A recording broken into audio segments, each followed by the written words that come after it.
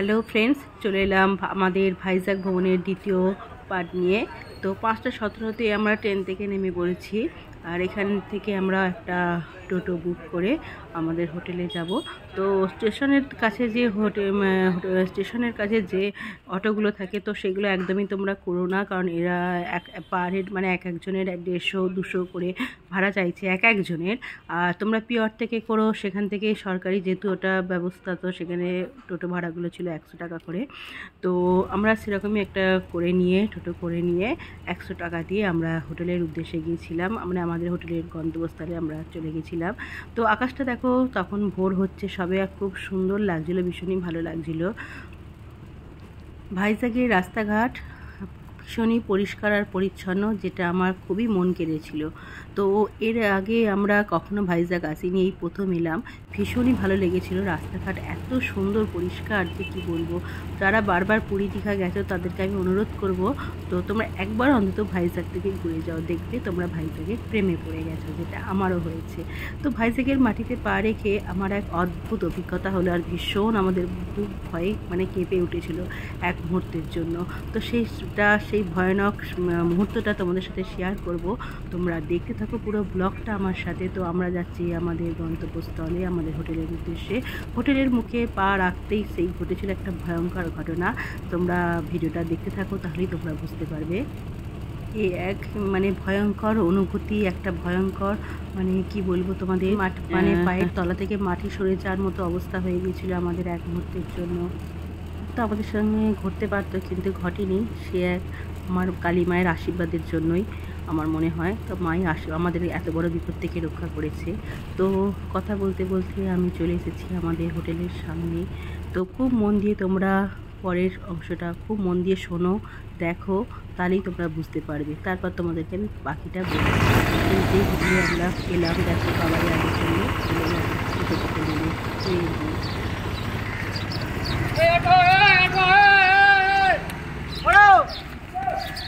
কি হলো। হোটেলের সামনে আমাদেরকে নামিয়ে দিয়ে টোটোলা বেরিয়ে গেল। ছেলে ঢুকলো, বাবাই ঢুকলো, তার পেছনে পেছনে আমিও ঢুকছিলাম ভিডিও করতে করতে। হঠাৎই বাবাই চেঁচিয়ে বাইরে বেরিয়ে এলো, তোমরা দেখতে পেলে, শুনতে পেলে, সেই আওয়াজ তোমাদের সাথে শেয়ার করলাম। ছেলেও চেঁচিয়ে বেরিয়ে উঠলো, বেরিয়ে ছুটলো বাবার পেছনে পেছনে। ওরা ছুটছে দেখে আমিও ছুটলাম, ফোনটা সেই মাত্র অফ করে দিলাম ভিডিওটা করে, আমিও ছুটলাম। কি হয়েছে বুঝতে পারছি না। অটোর পেছনে অনেকটা দূর বাবাই ছুটছে, অটো অটো অটো বলে চেঁচাতে চেঁচাতে, আর পেছনে আমার ছেলেও ছুটছে, আমিও ছুটছি। তো বুঝতে পারছি না কি ব্যাপার হলো, কিচ্ছু আমি তো কোনো কিছুই খেয়াল করিনি, ভিডিও করছিলাম।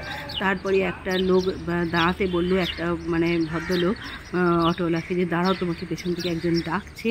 তো জানি না অটোওয়ালাটা সেটা শুনতে পেয়ে দাঁড়িয়ে দেখে শুনতে পেয়ে তো দাঁড়ায়নি, ভদ্রলোক দাঁড়াতে বললেন বলে দাঁড়ালো। তো দাঁড়াতে তারপর দেখলাম বাবাই আর ছেলে টোটো থেকে আমাদের লাগেজ নামাচ্ছে।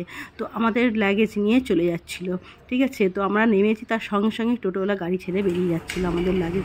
আমাদেরও তারও দোষ দেবো না, আমাদেরও ঠিক মতো খেয়াল থাকেনি, আর তারও খেয়াল ছিল না।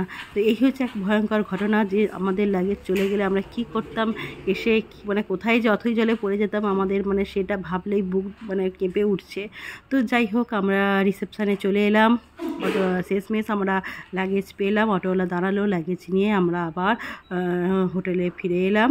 হোটেলে এসে রিসেপশানে এসে আমরা এখন বাবাই সমস্ত রিসেপশনের কাজ মিটিয়ে, এই দেখো এখানে আমি বসে থাকলাম, আমি বসে রইলাম লাগেজ নিয়ে। বাবাই আর ছেলে গেল সমুদ্রে।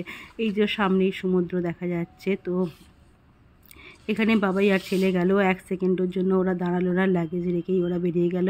আমি বললাম আমার যাওয়ার মতো একদমই ক্ষমতা নেই, যেহেতু ট্রেনে সারা রাত জাগা, আমি বসে রইলাম লাগেজ নিয়ে, পাহারা দিলাম। তো ওরা বাবাই বলেছিল একটা রুম করে দিই, কারণ আমাদের 10টায় রুম দেওয়ার কথা, 4 ঘন্টা কোথায় তুমি বসবে, একটা রুম করে দিই। তো ওরা 4 ঘন্টার জন্য 2000 টাকা চেয়েছে। তো সেই কারণে আমি বললাম 4000 টাকা, 4 ঘন্টার জন্য 2000 টাকা দিয়ে কোনো রুম করার কোনো মানেই হয় না। আর এখানে ওয়েটিং আমি এখানেই ওয়েট করে নেবো 4 ঘন্টা। তো সমুদ্র দেখতে দেখতে আমি এখানেই ওয়েট করে নেবো। তো ওরা সমুদ্র দেখতে গেল, আর আমি এখানে বসে রইলাম। আর সূর্যি মামা উঠে গেছে, তখন 7টা বাজে। তো ওরা অনেকক্ষণই অনেকটা সমুদ্র ধরে অনেকটা হেঁটে এলো, ঘুরে এলো, অনেক কিছু দেখে এলো। তো একটা পার্কে ঢুকেছিল বললো, তো খুব সুন্দর, ছেলে খুব আনন্দ পেয়েছে। আর ছেলের আনন্দেতেই তো আমাদের আনন্দ বলো। এই দেখো সূর্যি মামা উঠে গেছে, ঘড়িতে তখন 7টা। আর তারপর ওরা যখন এলো তখন 8টা বাজে। তো তারপরে আমরা এখানে ব্রেকফাস্ট করতে চলে এলাম। দেখো ব্রেকফাস্টে ছিল এখানে বাদাম ছোলা, কাবলি ছোলা, তারপর তোমার নানা রকমের ফুড ছিল।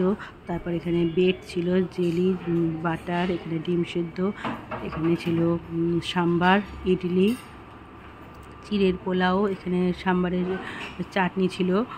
তো এখানে ছিল আলুর পরোটা, আলু পরোটার সঙ্গে ছিল আচার, সুজির হালুয়া, চাউমিন, অনেক কিছু মেনু ছিল, কোনোটাই বাদ ছিল না। তো আমি যথারীতি আমার এখান থেকে প্লেট আর স্পুনটা নিয়ে নিলাম। আর সবাই নিয়ে নিল, নোনাও নিয়ে নিল, যে যার পছন্দ মতো এখানে ব্রেকফাস্ট আমরা করে নিলাম। তো প্রথমেই দেখো আমার নোনা নিয়েছে চাউমিন, যেটা ও ভীষণই ফেভারিট, ওর ভীষণ ভালো লাগে। আর বাবাই নিয়েছে ইডলি, চাটনি, আর আমি নিয়েছি ওখানে কিছু ফুডস।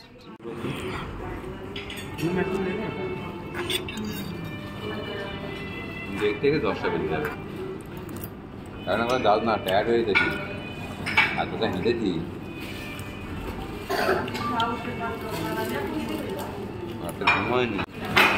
তারপর আরও কিছু নিয়ে নিলাম। দেখো এখানে ইডলি নিয়ে নিলাম, চাটনি, তার সাথে আর সাম্বার। আর সাম্বারটা দুর্দান্ত হয়েছিল, আমি 2বার করে সাম্বারটা নিয়েছিলাম, ভীষণই পছন্দ হয়েছিল। এখানে আলু পরোটা একটুখানি একটু টেস্ট করে দেখলাম, কিন্তু ভীষণই বাজে লাগলো, যার ফলে বাবাই মানে ব্রেড আর বাটার টোস্ট নিয়েছিল। তো আমি সেই রকমই নিয়েছিলাম, বাটার আর ব্রেড। তাই এটাকে আমি খেতে পারলাম না, তো আমি এটা নিলাম। আবার তার সঙ্গে 2টো ডিম সেদ্ধ নিয়েছিলাম, আর নিয়েছিলাম কিছু ফুডসটা আমাকে ভীষণই ভালো লাগে, কারণ আমাকে এটা একদম সতেজ করে দেয় এবং ভীষণ এনার্জি দেয় আমাকে ফুডস, জানো তো। সেই জন্য ফুডসটা আমি ভীষণই ভালোবাসি। তাই তবুও কিছু ফুডস নিয়েছিলাম, আর শেষেও অনেকটা পরিমাণ ফুডস নিয়েছিলাম, যাতে আমার ক্লান্তিটা দূর হয়ে যায়। আর হয়েও যায় আমার, জানো তো, ফুডস খেলেই আমার ক্লান্তি দূর হয়ে যায়। তো দেখো মোটামুটি আমাদের ব্রেকফাস্ট করা হয়ে গেছে। তো আমরা আবার ওই ঘন্টা 2 আমাদের আরও ওয়েট করতে হয়েছিল, যেহেতু রুম আমাদের 10টায় দেবে। তো আমরা আবার এখানে মানে অপেক্ষা করলাম, ওয়েট করলাম। তো লাগেজগুলো আমাদের এই যে ওখানে নিয়েই আমরা অপেক্ষা করছি, বাবা আর ছেলে দুজনে মিলে পেপার করছে। আমি একটুখানি এখানে বসেই রইলাম। তারপর 10টা নাগাদ আমাদের রুম দেবে, ততক্ষণ আর 2 ঘন্টার জন্যও। আর বাবাই বললো কী করবে, একটা কি ঘর নিয়ে নেবো, রুম নিয়ে নেবো। না, 2 ঘন্টা যখন কেটে গেল, 4 ঘন্টার মধ্যে আর 2 ঘন্টা আছে বাকি। তো তখন আর কি করতে, আর আমি আর 2 ঘন্টার জন্য রুম নেবো। তো দেখতে দেখতেই কেটে যাবে। কিন্তু শেষের 1 ঘন্টা না, যদিও বা 1 ঘন্টা কেটে গেল, তো শেষের 1 ঘন্টাটা আমি কিছুতেই আর পারছিলাম না বসে থাকতে। মনে হচ্ছিল পেটে যখন খাবার পড়েছে একটু যেন শুতে পারলে ভালো হয়। যাই হোক, প্রচণ্ডই কষ্ট হচ্ছিল। তারপরে আমাদের রুম দিল, আমরা তারপর লিফটে করে পড়তে এতে আমাদের রুম দিল। তো আমরা 4th ফ্লোরে। তো আমরা চলে গেলাম, তো আমাদের লাগেজগুলো ওরা এনে দিল। তো আমরা চলে গেলাম। তবে রুমটা ভীষণই সুন্দর, আমাদের ভীষণই পছন্দ হয়েছিল, খুব সুন্দর রুম। তোমরা যদি কখনো ভাইজ্যাক আসো, তো সি বিচের ওপর একদম রুমটা, তোমরা এই রিভিউ হোটেলটা যদি তোমরা বুক করে থাকো, তো দেখবে খুব সুন্দর। তোমাদের মানে সারা দিনটা যে কোথা দিয়ে কেটে যাবে তোমরা বুঝতেও পারবে না, এত সুন্দর সি ফেসিং রুম, খুবই সুন্দর, পরিষ্কার পরিচ্ছন্ন। দামটা যদি বা অনেকটাই বেশি রেঞ্জ আছে রেঞ্জটা, তো হোটেলের দামটা, হোটেলের এটা খুবই বেশি একটু। তো তোমরা তাহলেও দেখবে কোনো জায়গায় 2 দিন 3 দিনের জন্য বেড়াতে গেলে একটুখানি কস্টলি না হলে ভালো লাগে না। বেশ সুন্দর লেগেছিলো, আমাদের ভালো লেগেছিলো রুমটা। তো একদম সি ফেসিং, তো যেটা আমার নোনা তো মানে সেই সি ফেসিংয়ের সামনে থেকে নড়তেই চাইছে না মানে জায়গাটা থেকে। তো ওর তো ওইখানেই কেটে যাচ্ছে।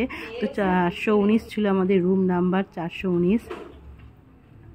ভীষণই সুন্দর আর পরিষ্কার আর পরিচ্ছন্ন। তোমরা যদি কখনো আসো তো এই হোটেলটা বুক করো, তোমাদের ভীষণই ভালো লাগবে।